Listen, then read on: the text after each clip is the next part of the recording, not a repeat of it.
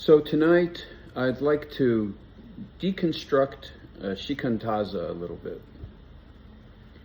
for which sometimes our understanding is deceptively simple, and sometimes it can also be deceptively complex. A little background on that, which when I actually followed up on that and tried to give the little background, it turned into a really big background. And then I'll introduce my theme for this evening along those lines, which turned out to be shorter than the background. So there you go. I had my plan in mind and what my agenda was, and as I started writing, the agenda completely changed. So I think that's pretty cool. I like it when the agenda takes over and does what it wants to do with me. So there you go. Now, I also want to give a little disclaimer, which is that my representation of Dogen here and of the different poles of describing Shikantaza are my particular interpretation for this talk and may not correctly represent the teachings of Dogen. So I want to give that disclaimer because, if you've read a lot of Dogen, or if you go to read Dogen and you go like, that's not what Robert said it was going to be. I want you to know that it's my interpretation of it for the current purposes, and that I hope nobody claims to have a complete handle on Dogen's message, but I definitely, am still gradually exploring that. So first, the seemingly complex, which is mostly due to the way that we read Dogen and his wonderfully poetic, ongoing teisho, the attempt to directly communicate in writing, which I think he was doing, the reality of awakening practice, and kind of call it forth. It's important to know that in essence we are already Buddhas. So I'm jumping to that. Although we may not have our Buddha nature thoroughly realized or activated or fully embodied in our body minds, which are the different aspects of Zen practice, the results or the process of Zen practice. Even though we may not feel like a Buddha, or maybe some of us do, that's okay too.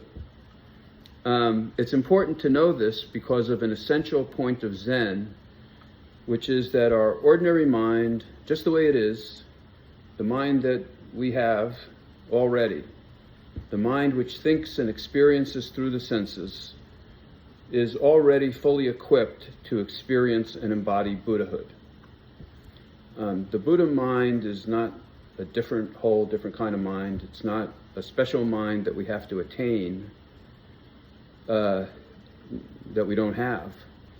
We already have all the necessary equipment to be an awakened being, and we don't have to add anything or attain anything.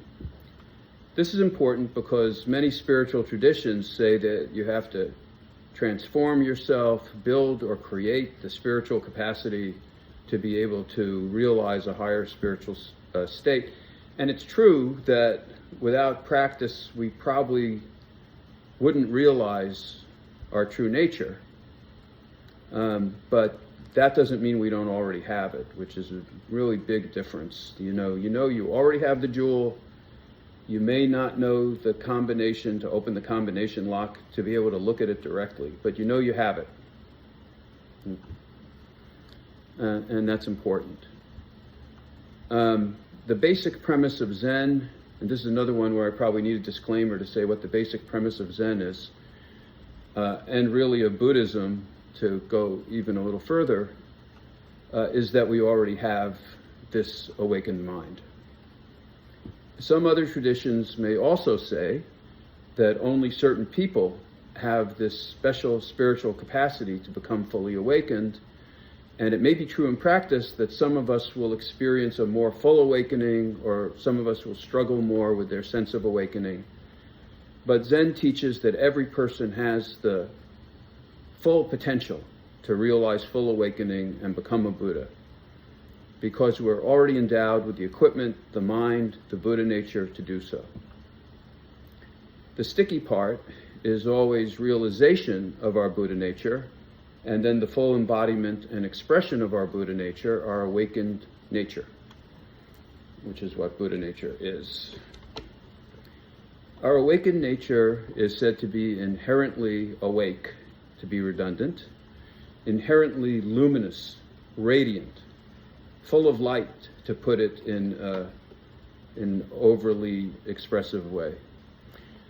Our minds, in actuality, are already lit up radiantly with what I would call radiant, empty awareness that is inherently free to be awake.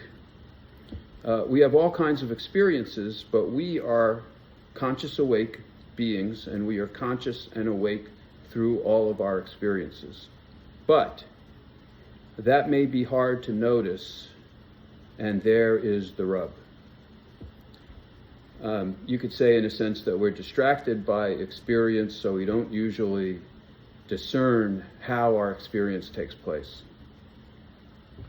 by our awakened capacity, our Buddha nature. Buddha wrote in the Pabhasara Sutta, one of my favorites, and this is my modification of Thanissaro Bhikkhu's translation. I need another, excuse again for changing it. And so, but I think it brings out the meaning of it a little bit more clearly. So here we go. Luminous is the mind, said the Buddha. That's a pretty great statement. Luminous is the mind. He didn't say, you will attain a luminous mind sometime in the future. Luminous is the mind, but it becomes obscured by incoming delusions. Or if you like, you might say by arising delusions. And in the translation, Thanissaro used the word defilements. But since I don't love the word defilements, and I think the kinds of, quote, defilements that obscure the radiance of the mind are delusions, I changed it to delusions. Luminous is the mind, but it can be freed from incoming delusions. Another bold statement by the Buddha. Then he says, the uninstructed person cannot discern the luminous nature of mind as it actually is present. Which is why I tell you that for the uninstructed person, there is no development of the mind. Now, normally speaking, it's very hard to develop your mind if you don't have instruction in how to do so, although the legendary Huineng was an exception. He had no instruction when he had his initial awakening. He was just an illiterate person walking in the marketplace, and he heard the Diamond Sutra recited. The line that was recited is something like, depending on the translation, one should develop a mind that does not attach to any object. And that awakened him. So, in other words, without practice instruction, it's very difficult, or possibly close to impossible, to realize the luminous nature of the mind that we already have. Even though the ordinary person's mind really is luminous and fully awake within its own nature. If the mind wasn't awakened, aware, we wouldn't experience anything. We could have all the senses doing their thing. We could have thoughts arising, and we wouldn't know about it any more than a rock. We wouldn't experience it at all without that luminous, awake, conscious capacity. And I had the experience, which is a little macabre, but someone a relative who I was very close to. And in fact, this took place in Kentucky, for those among us who are Kentuckians. Unfortunately, my cousin was in a car accident, and her spine was broken, And I went to see her in the hospital, even though she was no longer conscious. And, all of her equipment was still working. Her senses were not impaired. Her mind was not impaired. Her body was working, but she was gone, because that connection to the conscious mind was out. So it's the conscious mind, the Buddha nature, that allows us to experience and be experiencing beings. And a lot of happy memories from Lexington, Kentucky as well, because I spent many summers before and after with my cousins. So luminous, monks, is the mind, and it can be freed from incoming delusions. The well-instructed disciple of the noble ones, which you could translate to be, Dharma teachers,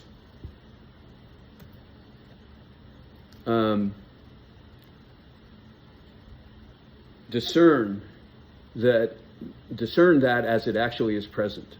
The well-instructed disciple of the noble ones discerns that as it actually is present, which is why I tell you that for the well-instructed disciple of the noble ones, there is development of the mind. So that's the good news from the Buddha. And development of the mind means that through practice we can come to realize our inherently luminous nature. And notice that the Buddha says there is development, which implies that something is developing over time. It's not our Buddha nature that's developing over time. We already have that. Whether we have a sudden insight or realization, or we gradually come to discern our luminous aware nature, the development of the mind that allows for this comes through our practice. In our case, in Zen, the practice of sitting, and our other Zen practices that develop our awareness, develop our ability to discern this, who we really are. So Dogen's approach is to take this luminous mind as a given. He doesn't want to wait. Not as something to be sought after in the future or achieved as a kind of accomplishment, but to work with it now, in the present moment. The Zen formula that our ordinary mind, the mind as it currently is really the enlightened mind that we are seeking to find or develop, becomes the center of the practice. When Dogen says to sit as the Buddha, or to sit to express our Buddhahood, rather than to try to achieve Buddhahood, this is what he's getting at. But he describes this in ways that are meant to be direct teisho, creating the mental environment to realize this truth rather than trying to describe it in a way that will be taken in by the intellect. And that's why when we try to read his descriptions of what's going on, we can't understand them a lot of times. The problem with that is that it's a kind of an advanced practice. Just sitting, as Shikantaza is literally translated, becomes just sitting as the Buddha. And if one tries to do this or tries to follow the words, then how do you do it? And the words can lead you into quite an intellectual koan that is hard to decipher. But that's part of what Dogen means for us to do as well. And I think he said that sitting is a koan. To simplify the message, I would say just sitting as the Buddha is the same as just sitting as ourselves. The Buddha that we are trying to sit as is the Buddha we are, not the Buddha of legend or the Buddha in our minds. It's just me, as I am, putting aside or ignoring delusory thoughts of self for a period of time. So that's one way of approaching Shikantaza. The other extreme is promoted at times as well, which is to just sit as a physical act. So sitting is sitting, and that's it. You get rid of all the delusory stuff by just being the body sitting.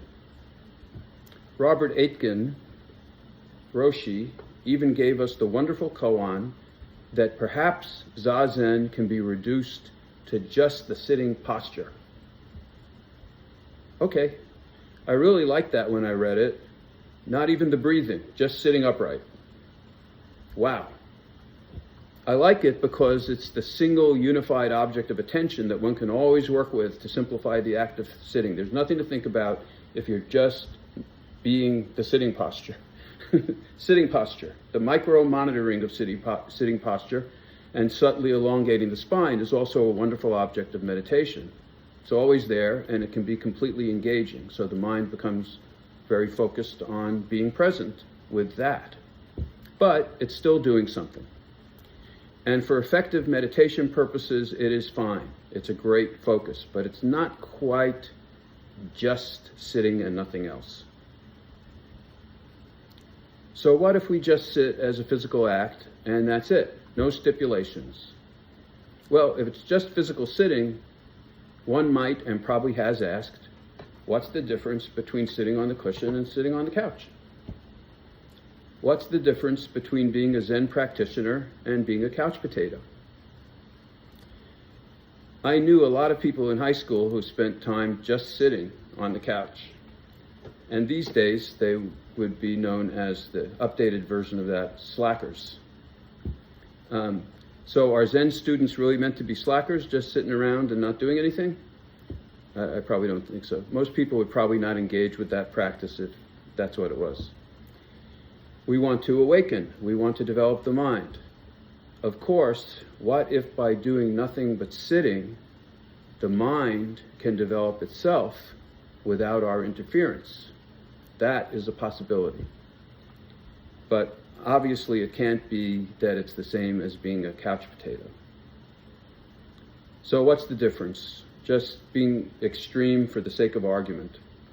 One way of looking at it is that we have the intention to awaken and realize our Buddhahood, but when we're sitting, we drop it and just sit. And I think that's pretty much the case. So maybe that's the best of both worlds. Maybe that dropping of intention is not like eradicating our intention and throwing it away, but it's like dropping a stone into the water, and we then just sit and let the ripple effects take place, which would be a form of dependent origination, things happening due to beneficent causes. We push the first domino, and then we don't interfere, and let the rest of the dominoes fall the way they're set up to fall, one by one. And we trust the process. We have faith in the practice. Another difference between just sitting and couch potatoing is that we sit with awareness. And when we're being a couch potato, we really don't sit with awareness. So what does it mean to sit with awareness? It simply means that we sit and are aware. That's all. Be aware of what's happening. But don't try to do anything with it. Just sit and watch the kaleidoscope go by. As it is said in Soto Zen over and over again, watch thoughts go by like clouds in the sky. In other words, let them come, let them go, and don't engage. We don't indulge in naming the clouds and say, hey, that one looks like a turnip. I like turnips, or I hate turnips. We just say cloud and let it go by. Thought, cool, it's a thought. It's okay. And that is true for all the experiences that arise in just sitting. We just let them come and let them go. That goes for emotions, thoughts, and perceptions. We see a bird, we just say bird. Doesn't mean we try to be a perfect observer, which I think some people try to be when practicing this or when practicing mindfulness. They try to be a perfect observer and we try to be a perfect observer and cut off our reactions. It's not that. It doesn't mean that we try to be objective or not be a person anymore. It's just that we don't try to engage with the bird. While it's there, it may be pleasant. If it's pleasant, we also let the pleasantness come and go. We don't say, no, I shouldn't be having that reaction. It's not okay to like the bird. That is not Shikantaza.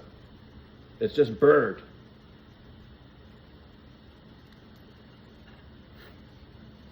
No, we just take the liking and the pleasantness and treat them as just more nice clouds going by.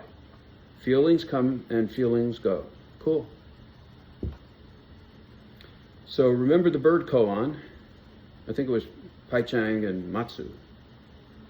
The bird flies by. The master says, "Where is the bird now?" Good test. The monk says, "It has flown away." The master says, "When did it ever fly away?" In other words, when the bird is gone, it's finished. Gone, out.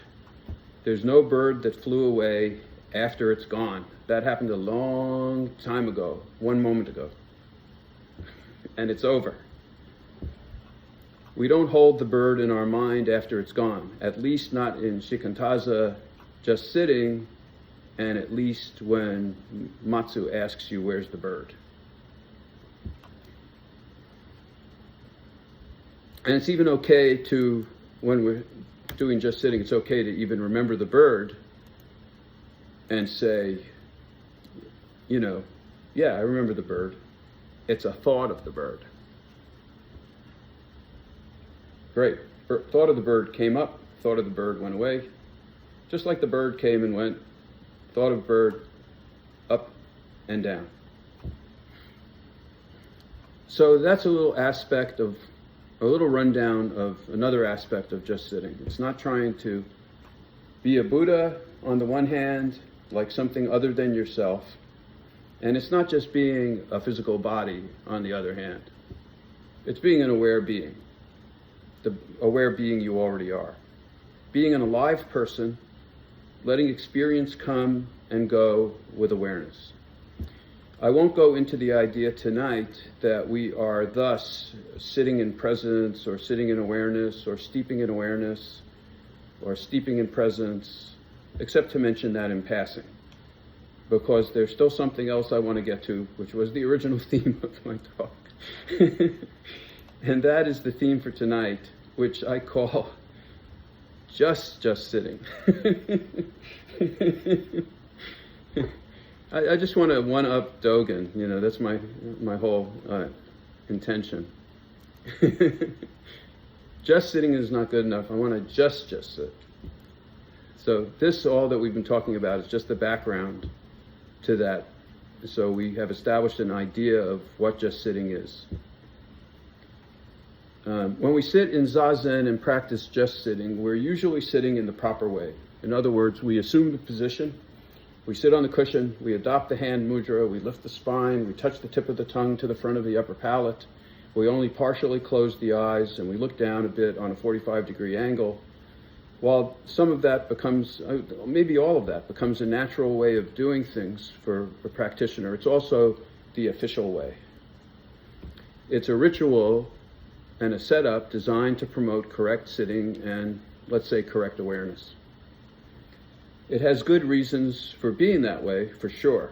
It promotes awareness and it creates an energy circuit that's very important to the psychophysical embodiment of the energy and awareness that develops through sitting, and on a yogic level, that's very important. Something that empowers the unified body-mind over time and sharpens the mind and senses. But like any official act, it can also obscure the core of the practice. So I'd like to spend a few minutes doing a deconstructed version of Shikantaza, just sitting, that is not too metaphoric and also not too physicalized and also not too official, but is what I'd call just sitting. Just sitting means that does not mean that you're just being physical. That's not what is meant by that. Instead, it means just being aware or just being present and really not doing anything else, including trying to sit correctly or to be aware correctly or to try to be a Buddha or to not try to be a Buddha. But just be aware of what is and let it be as it is without trying to alter or add anything. That, by the way, is really, really hard. We want to alter or add something just about always. So this is a very, very advanced practice because it's so simple and so basic. So I would suggest for this experiment that you sit however feels comfortable. You can be on the cushion, or on a chair, or on the floor. I do suggest sitting down, not standing up or lying down, because standing or lying has other issues. And I would stipulate that we not do any activities except whatever minor adjustments you feel like making along the way, which are fine. Like, in official sitting, sometimes you're told not to move, or not to adjust, not to scratch, just experience the itch. In our version of just sitting here, you want to sit still so that you can just be. But, if you have an itch and you want to scratch it, feel free. If you want to adjust your position, or you want to move around or move your hand to a better position, it's fine. We do that in our school pretty much anyway. So this is not a contest, in other words, but just to be comfortable and relatively still. And I would suggest that if you find yourself, like me, popping up your spine and trying to sit up straight, that you drop that and start over from a relaxed position, whatever that is for you. Then breathe the way you feel like it too. And if, like me, you start officially breathing more regularly or deeply, I'm exaggerating for effect, drop that too. Just breathe the way you breathe. We're truly deconstructing here and going back to just being the basic person in their natural habitat. It's like you as you are. Couch potato, but without the couch and without the potato. Unless you happen to be on a couch, that's okay too. So now what do?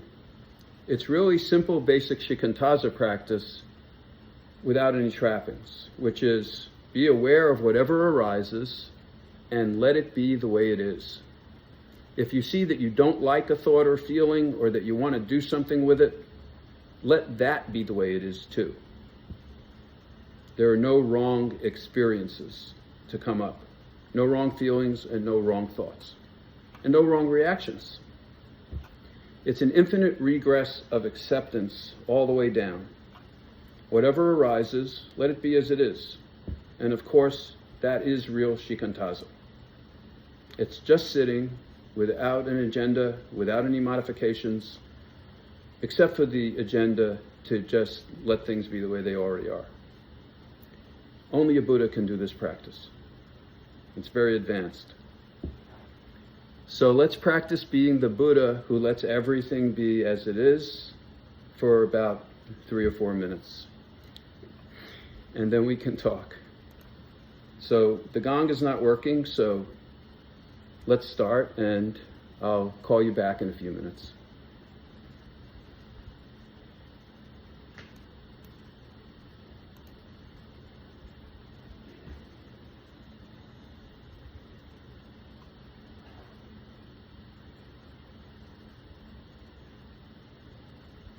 I stole Deepak's technique. I know. I'm thinking about that. How do you feel about that? Good. Okay.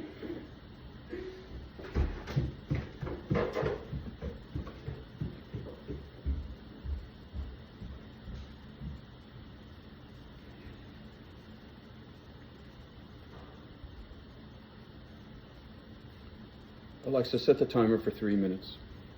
3 minutes. Starting now.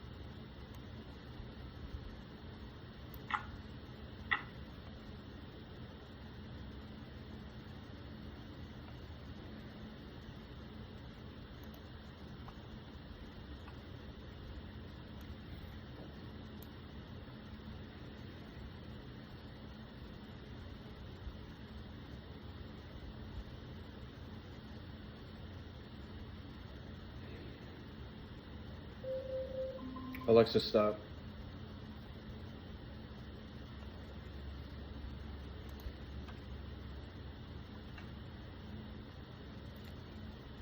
Okay, everybody. So now that we have tried that on for size, I made myself chuckle a couple of times. First I went into official sitting, and then I noticed that I was not completely allowing things to be the way they were a couple of times. So it made me laugh to let go of that. So I'll take any comments, any questions about any part of the talk or any part of Shikantaza or this final exercise as well. You know, I think that to allow everything to come up and just see what it is much better than saying some experience is okay and some is not. So especially if you're doing, you know, Shikantaza, which is basically choiceless awareness, you know, where you just let everything come and go without making any decisions about, oh, I'll take this experience, but I don't like that one. It's a different kind of work, you know, to just allow everything. It's still a kind of practice for sure, but it's a very different kind of practice than trying to do the right practice, you know, and have the right thoughts and feelings, or just be objective and not have thoughts and feelings. It's cool, yeah.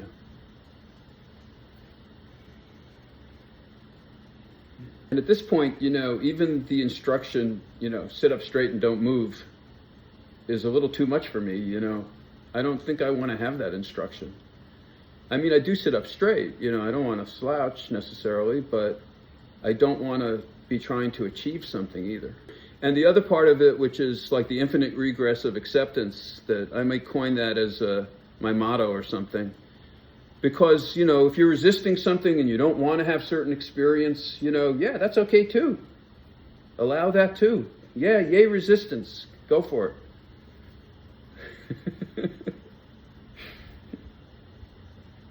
Yeah, sometimes when there's a lot of stuff going on, you know, you need a really big pipeline to let it all go through. Exactly. You know, it's like open the doors, open up. You know, if the flood comes through and you don't want your house to get washed away, just open all the doors, open all the windows. I'm not saying to do that in real life. So there's no kind of like forcing the practice, like, you know, this is really uncomfortable, I don't want to experience this, but I have to because I want my practice to be 100%. Instead, if an experience is too difficult and it's not going away, you can either put it aside, if you can, and say, I'm not going to think about this right now. Or you can, you know, stop sitting for a while and go do something else, you know, so that you can change your mindset and get rid of the stuff that is too hard for you. And then you have the choice of, you know, if it's really something that's a bothersome internal situation, to, you know, seek counseling from a psychotherapist or a spiritual counselor, you know, your Zen teacher, a minister, whoever you like to talk to about problems. But definitely you should have that second level of, you know, this is a painful problem or thought or emotion or situation in my life. I need help to work on it. Well, if you're making up a story about the thought, you can also let that story arise and fall away. Or if the story doesn't want to go away, then you can watch the activity of story creation and watch how it works. Oh. Your mind is weaving a story, and that's what's actually happening. Mm-hmm. The story that it's telling may or may not be true, but you can watch the operation of the mind in action creating this story and say, wow, that's a story. Changing your physical activity is also a classic instruction to people who are really in psychological trouble, chronically in difficult shape. There's a system that's kind of based on Buddhism called recovery. And I know some people who were in it before, and they use very simple principles to keep you from winding up, you know, back in an institution, basically. And one of the main ones is changing your physical action. It totally changes your mindset. And there are some other ones too that are really useful, but that's one of the main ones, because your psychophysical, you know, setup, what's going on in your nervous system, will be released if you change your physical action. So that's a really good one. Another thing which, you know, I discovered that's my favorite thing to do when I'm upset mentally or emotionally is to look around the room and see that outside of my mind, everything is peaceful. And there's no problem in the world. The problem is just something that's being spun as a mental operation. It's a proliferation of my mental capacity. So that, I find that useful too, and I'll stop looking at my mind and look at the stillness and beauty of the rug and the fireplace and how they're perfectly happy.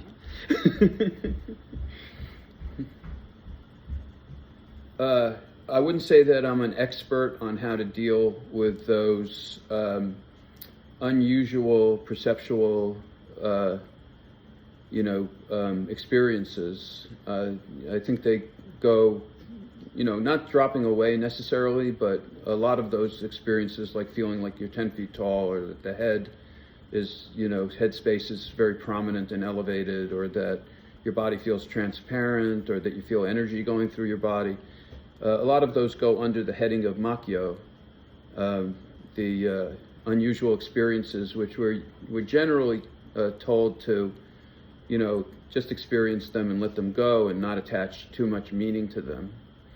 But if you have a sense of your body and mind kind of really going into a kind of a transformed mode that you're not prepared for, if they either feel like they've dropped away and that you're just in the space, or that your sense of space and experience has expanded beyond the body mind and you experience, you know, being in the whole room, or, you know, if you're lucky and you experience, you know, the whole universe sort of being in your mind and that sort of thing.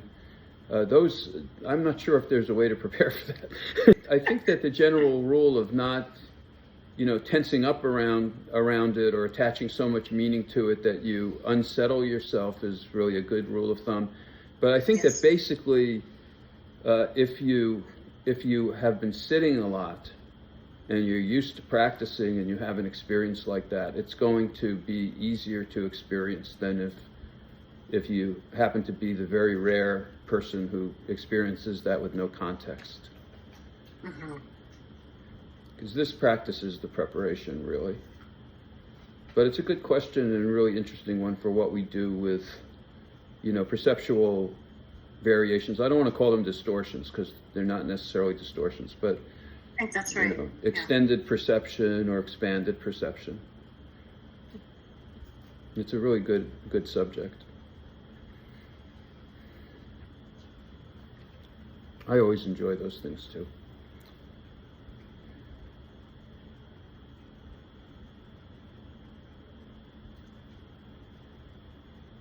So I don't know if anybody else wants to say anything else. I'll give a moment in case anybody still wants to pop in. But if not, we'll start winding down and heading towards the end of the session. Boy, that was a lot of fun. I really appreciate everybody engaging with this and being able to be with all of you. I love Thursdays.